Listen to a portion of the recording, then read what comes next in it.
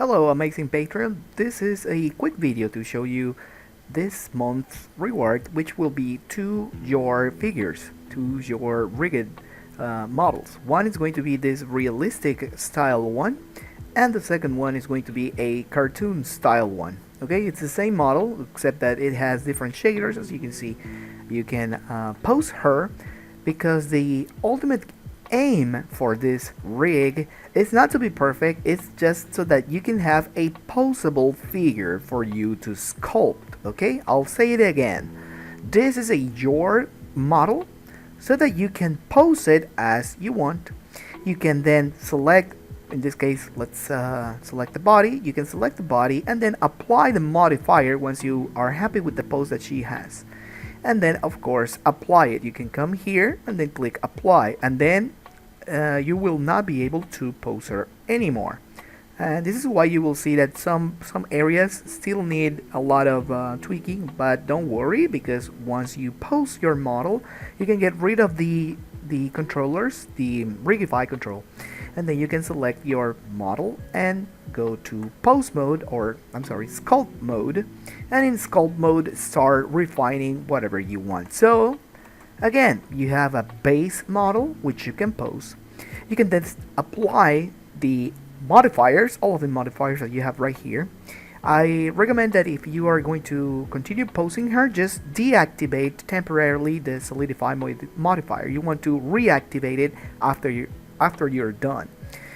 But if you apply the armature, your model is going to be still posed, and then you can start sculpting, I don't know, let's say the wrinkles on the boots if you want that. Or if you want a more realistic approach, you can come here and of course do the lights and materials and sculpting tweaks that you want. For example, in the dress you can add more wrinkles, sculpting them. This is a model so that you can exercise your modeling and sculpting tools, you know, like you can literally pose her, apply the pose, start sculpting. You have probably seen other videos using sculpt models in which they use the pose. Let's see, let me activate this right here, the pose brush. But I have found that not many of us like that method, so I decided to create this model so you can pose it, scale it. For example, if you want to scale the leg, as you can see, there is a lot of distortion on the anime models. As always, you can select that gear, press S and start scaling that. Or if you need a thicker thigh, you can, you know, scale this one as well. You can move around all of the elements that she has. So that's it. You have two files this month that you can enjoy posing. And don't forget that one of the main advantages of doing this method, because you will ask, Mr. Schiller, that will take a lot of time to rig and weight, do proper weights and stuff. Yes, but let's remember that we have an ultimate goal, which is go to the pose mode, and once you're in pose mode in animation, you have this marvelous preset visual thing which is called the pose library. So whatever bones you would like to store, you can select them and then create a pose asset, as I have been showing in my previous videos, and then you can see that you can store different styles and poses. Let me just save it before posing her. I can double click here, and then she will have this serious face, which is the preset that I have right here. But you can pose her face in any way you want, and then, you know, do the you can save them as pose. For example, if I want her entire body to be saved in this pose, I'm going to be placing her right there, and then I'm going to click here, press A, select everything, and then create pose asset. With that, you're going to have an immediate pose, which now is called rig. But let's change that. Let's go to the asset browser. I have shown this previous workflow in the video. Check out the card up here on the top right corner, and now we're going to change this to standing, just like such.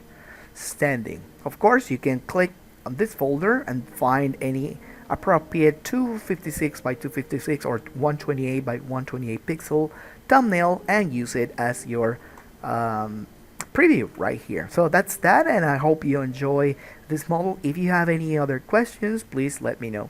By the way, either model that you choose, for example, let's explore this hairline right here, this hair shader, you can come into the shader editor and everything is commented so that you can see exactly what is going on with yours hair. Anyway, so shaders are there, and also you can go to the shader editor and check out yours realistic shader materials as well. For example, skin. This is something that it came out very nice. This kind of a skin, you can check it out there. You can check the surface settings and also the transmission. Transmission is very important for the subsurface scatter to work. Let's say I'm going to use 0.1. Oh, I guess that's a lot, but that's the dress. I'm sorry.